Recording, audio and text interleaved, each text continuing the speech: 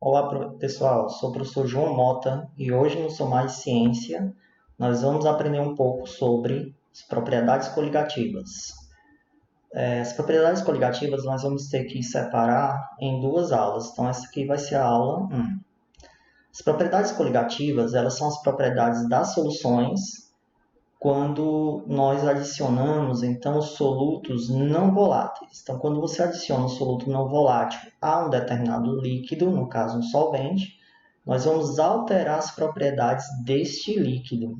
Então, isso seria a definição de propriedades coligativas, alteração nas propriedades de um líquido devido à adição de um soluto não volátil. Algumas informações relevantes com relação a isso. Quanto maior for a quantidade de soluto adicionado, maior sua influência nas propriedades do líquido. Outra informação relevante é com relação ao tipo de soluto que nós vamos adicionar.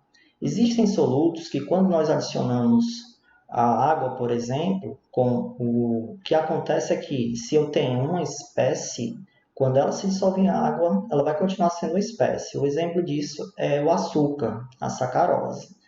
No caso, tem outros compostos, outras espécies químicas, que quando você adiciona água, ela rompe suas ligações, gerando duas ou mais espécies químicas. No caso, o NaCl é um exemplo. Então, NaCl seria um composto. Quando é adicionado a água, ele se rompe, gerando dois íons, o Na+, e o Cl-. O mesmo vai acontecer com o KBr, com o KNO3, aqui é o brometo de potássio e o nitrato de potássio. Quando é com ácido sulfúrico, então nós vamos gerar três fragmentos, 2H+, e um SO4, 2-. Isso daqui é só para a gente ter uma ideia de que, se você, por exemplo, adicionar 1 mol de NaCl, você vai ter em água 2 mols de íons. Então, ao invés de você contar como 1 mol, você conta como 2. No caso da sacarose, 1 mol de sacarose vai ter em água 1 mol de sacarose, já que ela não gera esses fragmentos. Então, foi falado no início da adição de um soluto não volátil. Mas o que é volatilidade? Então, volatilidade seria, de um modo bem básico, a capacidade que um líquido apresenta de evaporar. Então, quanto mais fácil for essa evaporação, maior será a volatilidade do líquido. Na aula de hoje, nós vamos trabalhar duas propriedades coligativas, a tonoscopia e a ebulioscopia. Nessa imagem, nós podemos então trabalhar um pouco a ideia de volatilidade. Pensem da seguinte forma: nós temos temperatura e a pressão. O que acontece? Quanto mais volátil for o composto, mais facilmente ele vai para o estado gasoso, ou seja, maior será a pressão que ele vai exercer. Então, se nós pegarmos aqui uma temperatura, imaginem que eu vou pegar uma temperatura aqui, um valor qualquer. Se nós seguirmos subindo, nós vamos observar que na curva azul, que é referente à água, eu tenho uma pressão baixa, ou seja, a água ela é uma substância que não é muito volátil, em comparação, por exemplo, ao álcool. O álcool é mais volátil. E, por último, nós temos o éter, no caso, primeiro. O éter é o mais volátil dessas três substâncias. Então, quando nós formos trabalhar a volatilidade, nós temos que pensar: a substância ela tem uma facilidade para ir para o estado gasoso? Se sim, então ela é volátil. Se não, ela seria não volátil. Então, o sal de cozinha seria uma substância não volátil, porque ele não tem essa tendência de ir para o estado gasoso, assim como o açúcar. A primeira propriedade coligativa que nós vamos trabalhar é a tonoscopia. E qual a definição? Então, tonoscopia seria a diminuição da pressão máxima de vapor quando nós adicionamos um soluto não volátil. O que seria, então, essa pressão máxima de vapor? A pressão máxima de vapor é a pressão quando nós temos as moléculas no estado vapor, em equilíbrio com o seu estado líquido, e nesse equilíbrio, pessoal, a quantidade de moléculas que vai para o estado vapor é igual à quantidade de moléculas que volta para o estado líquido. Para que isso ocorra, então nós temos que ter um recipiente fechado. Então, recipiente fechado, há um equilíbrio depois de um certo tempo e nós podemos, então, medir essa pressão. Essa pressão é chamada de pressão máxima de vapor. Quem é responsável pela pressão são as moléculas no estado vapor. Então, as moléculas no estado líquido, elas não têm muita influência com relação à pressão do meio. Quando nós adicionamos um sal, por exemplo, ou açúcar à água, o que acontece? Esse açúcar, essa água, vai interagir mais com as moléculas de água, fazendo com que poucas moléculas evaporem. Então, devido a esse número pequeno, né, esse número menor de moléculas no estado de vapor, a sua pressão de vapor diminui.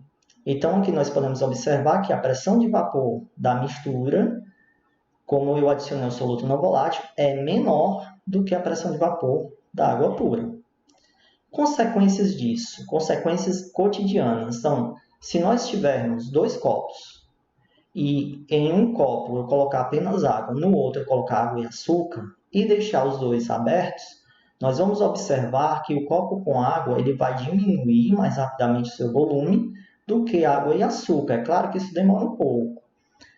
Por que isso ocorre? Porque a água que nós colocamos, ela evapora mais do que quando você adiciona açúcar, já que o açúcar ele vai interagir com as moléculas de água, fazendo com que elas tenham dificuldade maior para evaporar.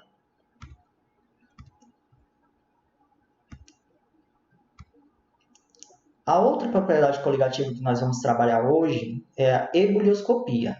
A definição de ebulioscopia seria o aumento do ponto de ebulição de um líquido quando você adiciona um soluto não volátil. Lembrando que o soluto tem que ser não volátil.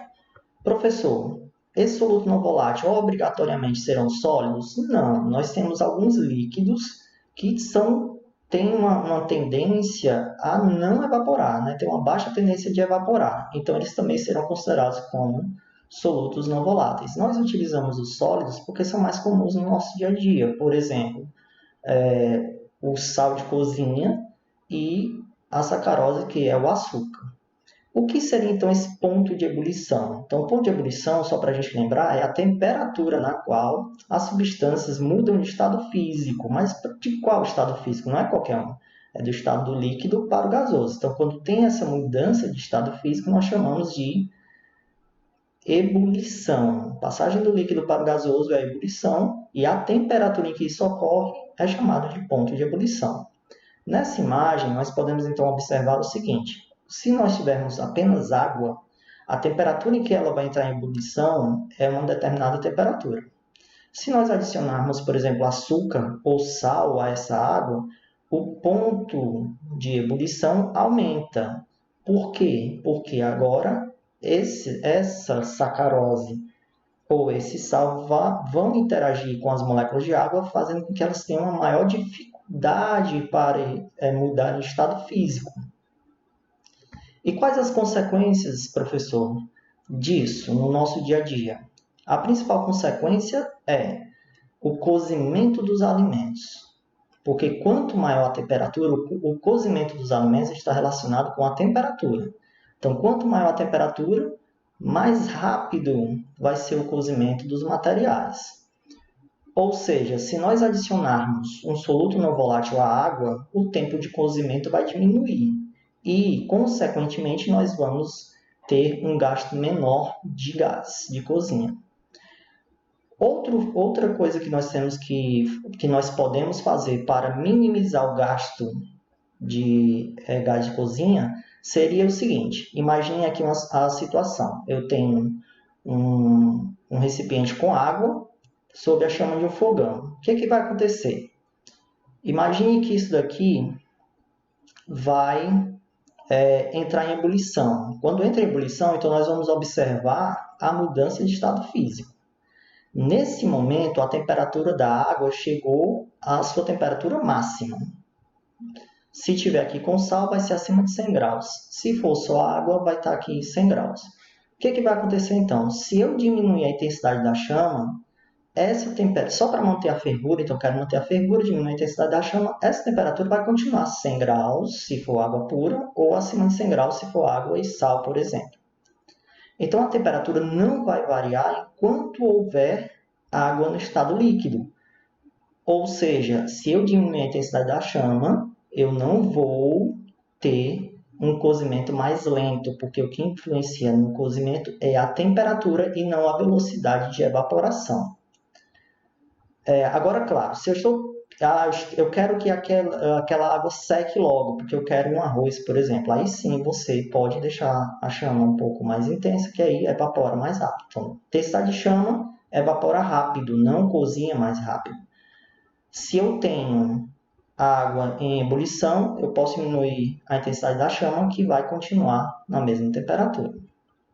Bem, pessoal, a aula de hoje era sobre isso, tonoscopia e ebulioscopia. Espero que vocês tenham compreendido bem os conteúdos. Qualquer dúvida, deixem nos comentários, que eu darei um jeito. Nós tentaremos, então, responder. Aqui algumas atividades, que é a primeira questão, que nela vocês vão ter que determinar quais afirmações são verdadeiras. Então, vocês vão circular as informações que são verdadeiras a respeito do gráfico. Na questão 2, vocês vão ter que responder o item A e o item B com relação ao gráfico. Na questão 3, vocês vão ter que determinar qual é o item correto. Na questão 4, também determinar qual é o item correto. Na questão 5, novamente determinar qual é o item correto. Então é isso, pessoal. Um abraço e até mais.